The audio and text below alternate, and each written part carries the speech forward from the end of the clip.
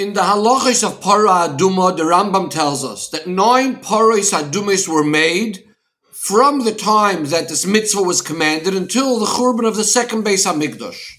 The Rambam goes on and says that the first one was made by Moshe Rabbeinu, obviously means he was supervising it, he commanded for it, as the Rebbe explains in the footnotes. The second one was made by Ezra, and then there was another 7 from Ezra till the Churban of the second Beis HaMikdash, and the Rambam concludes the 10th one will be made by HaMelech HaMashiach. Meheira Yigola, may be speedily revealed. Amen Ken Yehi Ratzon. Again, in the footnote, the Rebbe explains that it means Mashiach is going to be supervising and giving the orders for this Para Aduma, because obviously it's made through Koyanim. Now, the source of the Rambam about these different Paros Adumis are in a Mishnah, but the question the Rebbe asks is that the Sefer Hayad, the Rambam Sefer, is a Sefer Halacha. It's not a Sefer of Jewish history. And therefore the question is, what relevance does it have in a Sefer Halacha, the amount of Paros Adumis that were already in the previous generations? The Rebbe asks and says the question is even more regarding what the Rambam finishes off saying the 10th one will be made by Mashiach. This is something that's not even mentioned in the Mishnah.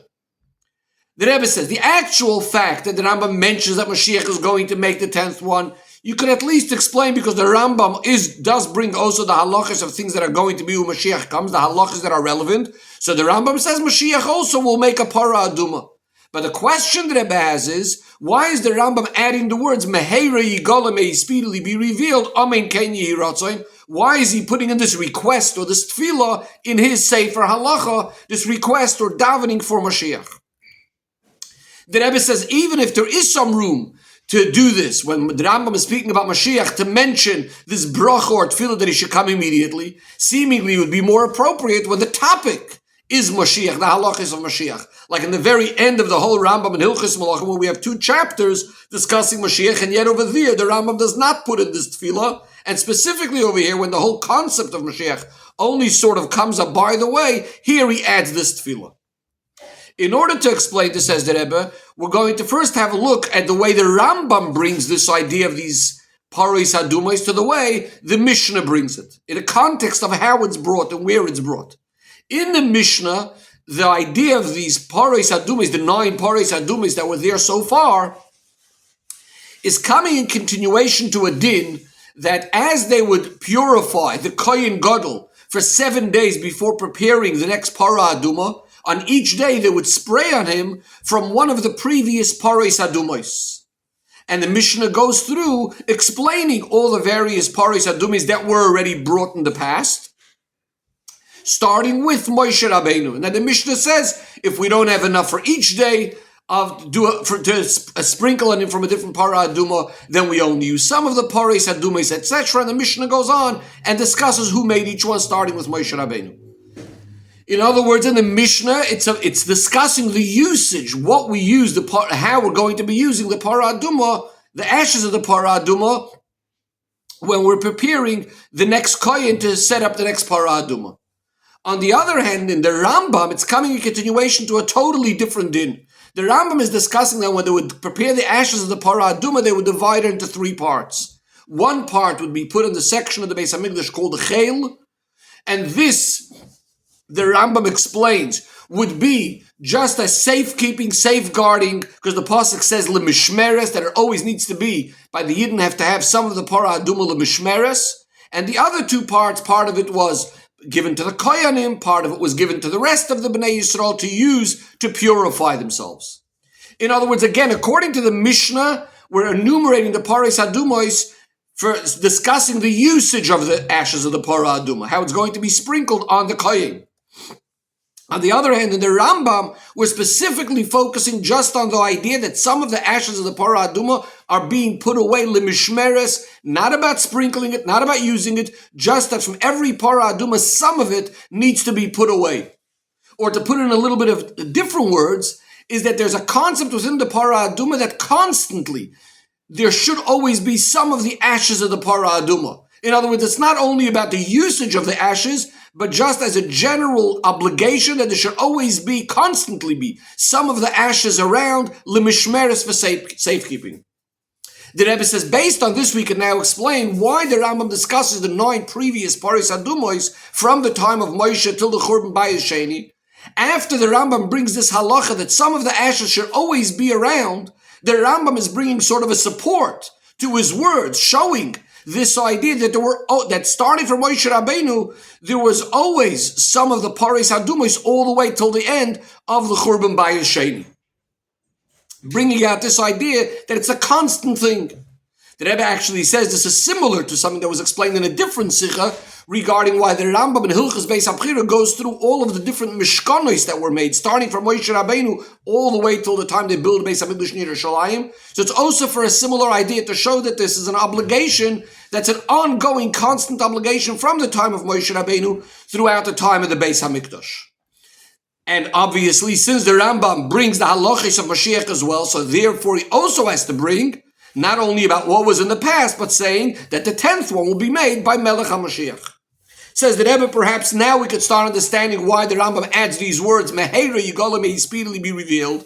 Because since there's this constant obligation, there should always be some of the ashes of the Parah Aduma available.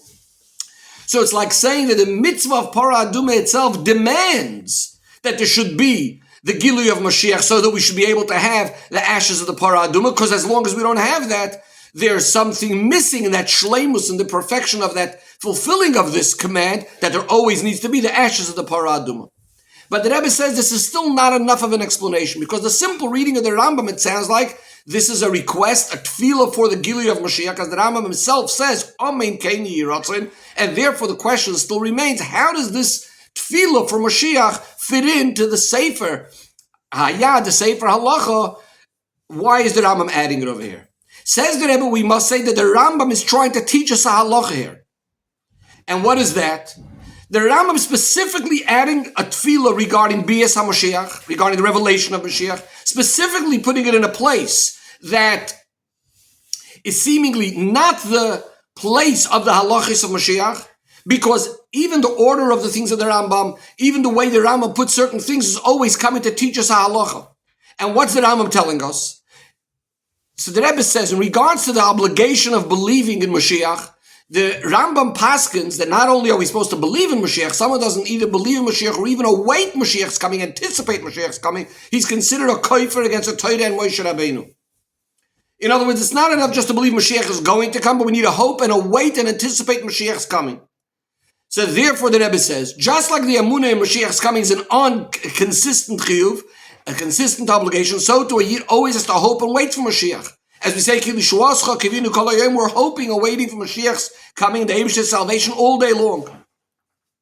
Now, waiting for Mashiach's coming is not just a piece of information, a knowledge that we have. It means it's a feeling in our heart that we don't have shleimus, we don't have completion, we don't have perfection without Mashiach. And therefore, when a Yid is in that mode, he's constantly hoping, awaiting Mashiach. So obviously, if as soon as the concept of Mashiach is mentioned, even if it's sort of just in passing and by the way, immediately this arouses a greater waiting for Mashiach, anticipation of Mashiach, to the extent that this becomes now like his need. He needs to daven for it. You need to daven for your needs. That he wants to be zoicha to this, to have this immediately. And it's exactly what the Rambam is telling us by putting in this tefillah. Meheira Yigola Amen Ken Yiratzin. And saying Meheira should be speedily. And specifically putting it not in its place in the halachas of Mashiach, but rather in the halachas of Parah Aduma. The Rambam is trying to emphasize to us and tell us to what extent we need to be awaiting Mashiach's coming. That even when the idea of Mashiach comes up in a completely different context, it's just coming up by the way, then immediately this brings out by the Yid this feeling, I need Mashiach, and he immediately davens for it, and he says, Meheira Yigola, Amen Kein Yiratz. Now obviously once the Rambam teaches us once, he doesn't need to tell it us every time he mentions Mashiach, because the Rambam is a sefer halacha, and he hints to halacha, or he teaches this to halacha one time. Says the Rebbe, all matters of Torah we know are very, very precise and accurate, and yet, out of all places where Mashiach does come up in the Rambam, he specifically says it in the halachas of Parah Aduma, so there must be a connection there as well. So the Rebbe says we know that the general idea of Golus is like the idea of Tumas Meis. And the Rebbe explains because the reason for Golus is the idea of Averis. When he does an Averis, he's separating from Hashem. Now, the way we're truly alive is when we're connected to Hashem. So if we do an Avera, it's like the opposite of life. Tumas Meis. The ashes of the Parah Adumah, the purification of Tumas Meis, hints to the idea of the Geula out of the Golus, where we're becoming purified from this separation from Hashem, and instead we're becoming connected to Hashem. Which obviously this Tara comes in a revealed way when Mashiach comes, and as the Rambam and the Rebbe says, Yovav Yigaleinu b'meheira v'yameinu mamash, and quotes again the words of the Rambam, Meheira Yigale, Amen, Kein Yehi Ratzon.